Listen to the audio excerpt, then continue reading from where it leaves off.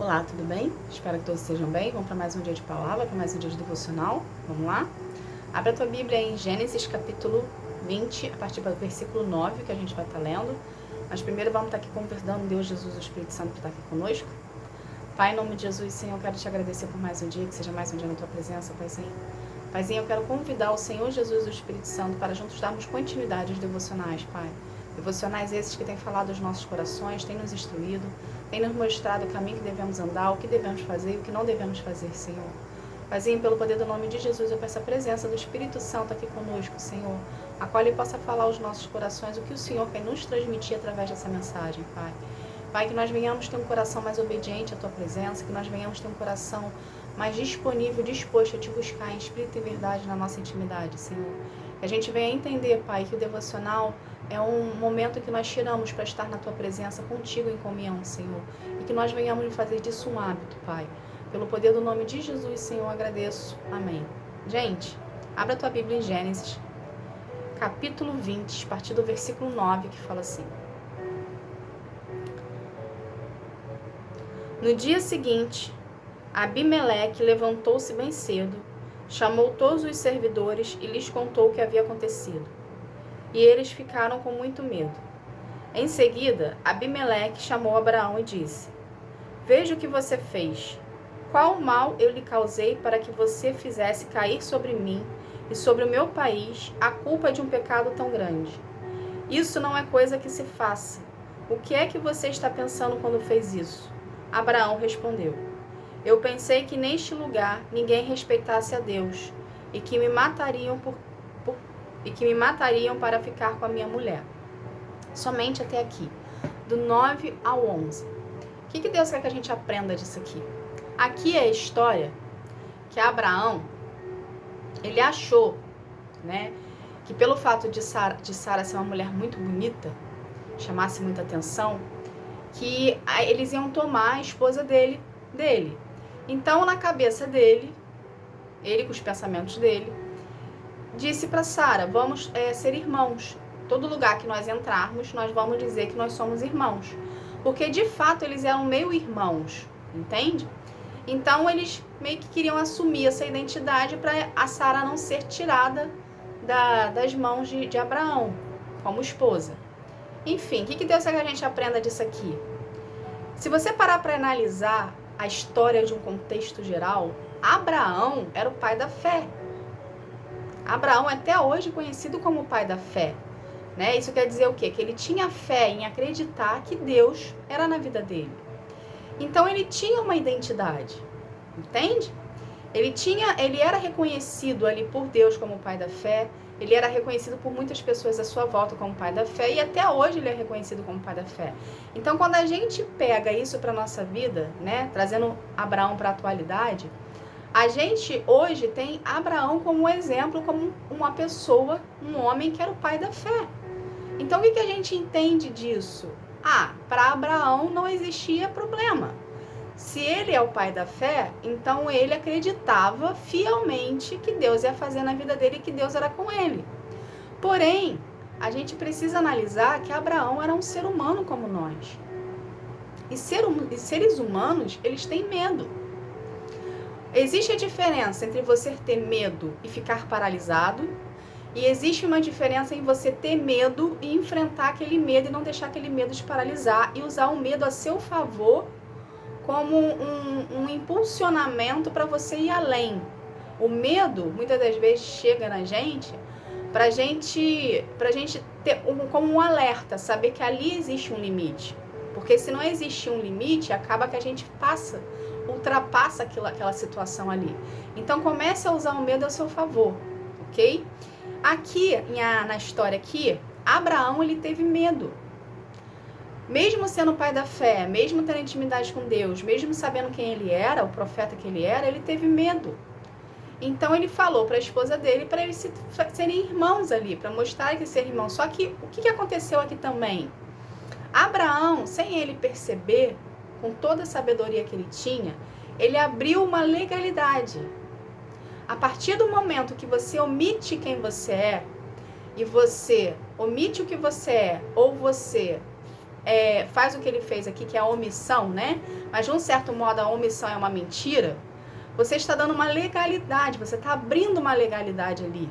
Ou seja, através dessa legalidade que Abraão deu, o mal se alojou ali. Abimeleque achou que ela realmente era irmã, pegou-se a Sara para ele e trouxe para ele, através do ato de Abraão, né, da omissão de Abraão, ele trouxe para ele um problema. Entende? Então, a gente tá conseguindo enxergar tudo isso. O que Deus quer que a gente aprenda disso tudo aqui também? Abraão era o pai da fé, profeta e tem intimidade com Deus. Então, o que a gente entende disso tudo? Abraão tinha uma identidade. Entende? Ele tinha intimidade com Deus, ele tinha relacionamento com Deus, ele tinha fé suficiente para acreditar em tudo que Deus falava com ele, entende? E mesmo assim ele pecou, e mesmo assim ele omitiu, e mesmo assim ele mentiu. Ele não agiu conforme quem ele era. Ele deixou o medo falar mais alto. Porque se ali ele se posicionasse como filho de Deus, que é o que ele era, reconhecido por Deus como filho, entende? Profeta que ele não teria feito isso. E maldições não teriam recaído sobre Abimeleque, que foi o que aconteceu aqui. Se você pegar para ler a história do capítulo 20. Por conta da atitude de Abraão, uma maldição recaiu sobre Abimeleque, sobre a família dele. Entende? Então, a gente precisa, quando passar por situações e dificuldades na nossa vida, a gente precisa se posicionar. O medo sempre vai existir. Você não pode permitir que o medo paralise você. Você não pode permitir que o medo estagne o seu processo, trave o seu processo. Se você é filho, se você já reconheceu Jesus como o único Senhor e Salvador da sua vida, se você, a partir do momento que você reconhece Jesus, que você reconhece que Jesus é filho de Deus, Deus, ok? Ele te dá uma nova identidade. Ele reconhece que você é filho dele, porque você reconheceu Jesus como filho dele e aceitou ele como seu Salvador. Então, a partir do momento que você ganha essa nova identidade, saiba você que no mundo espiritual todo mundo sabe quem você é. Todo mundo sabe que você é filho. Porém, a oposição, ela vai fazer de tudo para que você esqueça disso. Qual é o peso que o fato de você ter uma identidade traz para você no mundo espiritual? Justamente, você é filho. Se você é filho, você pode. Se você pode, você não precisa ter medo. Se você não tem medo, você consegue enfrentar a oposição. Você consegue enfrentar o problema. Você consegue enfrentar esse medo que quer alojar na tua vida. Você consegue acreditar na promessa porque você sabe que Deus prometeu e é fiel para cumprir. Entende? Então, se posicione, assume a sua liderança de novo. Assuma a sua posição de novo. Entende? Não se permita deixar levar pelo medo como Abraão se deixou aqui. Você é filho. Você é filho de Deus reconhecido por Ele. Não tem por que você temer. A promessa ela vai se cumprir. O milagre ele vai se cumprir. Mas você primeiro precisa se posicionar como filho. Entende? Você não pode se deixar o medo abater você. Aí você não pode olhar para as dificuldades. Sabe aquela passagem da Bíblia que fala que Pedro olha para Jesus no mar e começa a andar sobre as águas? Por quê? Por que Pedro consegue andar sobre as águas? Porque a fé dele estava ativa, ele estava apenas olhando para Jesus. Então ele conseguiu andar um período daquela parte daquela história sobre as águas. Por quê? Porque ele estava olhando para Jesus, ele estava priorizando a Jesus. Ele não estava olhando para as ondas em volta, ele não estava olhando para as adversidades, ele não estava olhando para as dificuldades, ele estava apenas olhando para Jesus. E é isso que você deve fazer na sua vida. Você não tem que olhar para as adversidades, você não tem que olhar para as dificuldades, você tem que olhar apenas para Jesus. Porque a partir do momento que a gente tira os olhos de Jesus, de Deus e do Espírito Santo, os gigantes que estão à nossa volta, as ondas que estão à nossa volta, a tempestade que estão à nossa volta, a dificuldade, enfim, tudo que está à nossa volta ali, eles começam a se tornar maiores, eles começam a se tornar um gigante. Então você começa a temer. Então não é para você olhar para as adversidades, não é para você olhar para as dificuldades. Olhe apenas para Jesus, confiando que Ele vai fazer na sua vida, confiando que Deus vai agir na sua vida. Ao invés de você tentar controlar tudo à sua volta, entrega esse controle verdadeiramente nas mãos de Deus e aprende a descansar. Deus não quer que a gente faça nada. Deus não quer que a gente lute fisicamente falando. Ele quer que nós obedecemos, Ele quer que nós Ele quer que a gente obedeça, Ele quer que a gente confie, Ele quer que a gente adore, Ele quer que a gente converse com Ele. Esse é o nosso papel. Oração, adoração, louvor, confiança, obediência.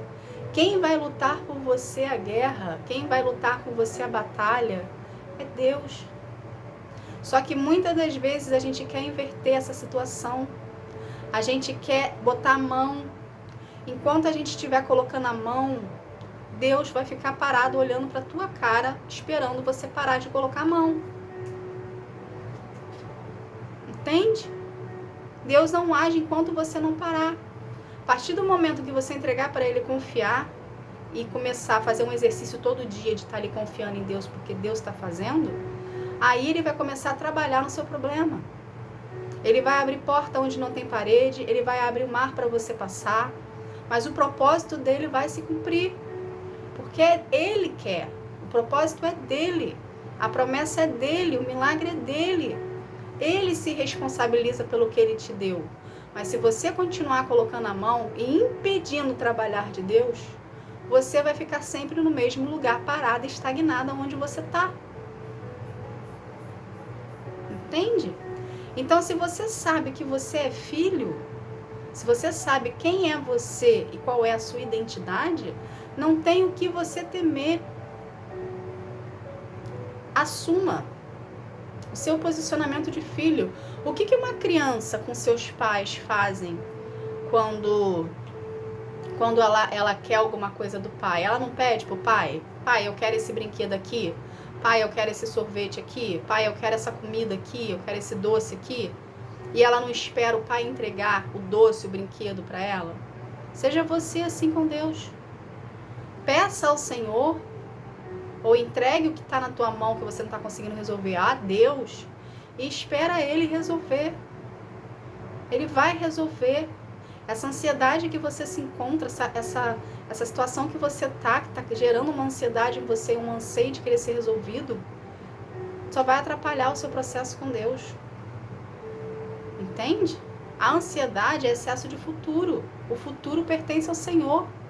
Então entrega o seu futuro na mão de Deus e tenta todos os dias um pouquinho acreditar e confiar em Deus. Eu sei que não é fácil, eu sei que a gente quer resolver tudo. Mas se a gente botar a mão e querer resolver tudo, Deus vai ficar olhando para nossa cara e não vai fazer nada. Porque Ele quer justamente com essa situação que você se encontra, te ensinar a depender dEle e a confiar nele. Então, enquanto você não aprender a depender e a confiar em Deus, Deus vai ficar parado olhando para você, esperando você se render. Porque a situação em si não é só a promessa, não é só o milagre. Ele está te ensinando a você aprender a depender dEle e a confiar nele. Entende? Deus usa tudo a nosso favor. A gente que precisa ter o tato e discernimento para poder entender o que Deus quer falar conosco. E a gente só consegue isso através da intimidade e relacionamento com Ele. Tá bom, gente? Então acalma, o problema vai ser resolvido, assuma o seu posto, se posicione, saiba que você é filho de Deus, entrega esse problema, essa situação nas mãos do Senhor e deixa Ele fazer e assuma o seu posto, que é confiar, exercer a sua fé e continuar em adoração ao Senhor. Tá bom? Essa foi a mensagem de hoje. Vamos estar aqui fazendo uma oração para a gente estar encerrando esse momento. Vamos lá? Pai, em nome de Jesus, Senhor, eu quero te agradecer por essa palavra, Paizinho. Obrigada, Senhor. Obrigada e nos perdoa, Pai, por muitas das vezes a gente querer colocar a mão, por muitas das vezes a gente querer fazer do nosso jeito, Senhor. Paizinho, dê em nós corações mais obedientes à Tua voz, Senhor. Dê em nós corações mais obedientes à Tua palavra, Pai, às Tuas ordens, Senhor. Que nós venhamos ter um coração mais humilde, Pai, e deixarmos os nossos egos de lado. nosso orgulho de lado, que a gente possa vir a ser mais humilde na sua presença, Senhor, acreditando que o Senhor vai fazer, acreditando que o Senhor vai resolver, acreditando no seu poder e confiando em Ti, Pai. Paizinho, pelo poder do nome de Jesus, Senhor, eu quero consagrar cada vida aqui a Ti, que cada vida venha ter um real encontro contigo, encontro que sara, que transforma, que cura, que liberta. Que cada vida aqui, Pai, venha ter o coração moldado e trabalhado pelas Tuas mãos, Senhor. Pelo poder do nome de Jesus, Senhor, eu agradeço. Amém. Gente, obrigada. Que Deus abençoe a sua vida, que você venha ter um dia, uma tarde, uma noite espetacular na presença de Deus, tá bom? Fique na paz. Tchau, tchau.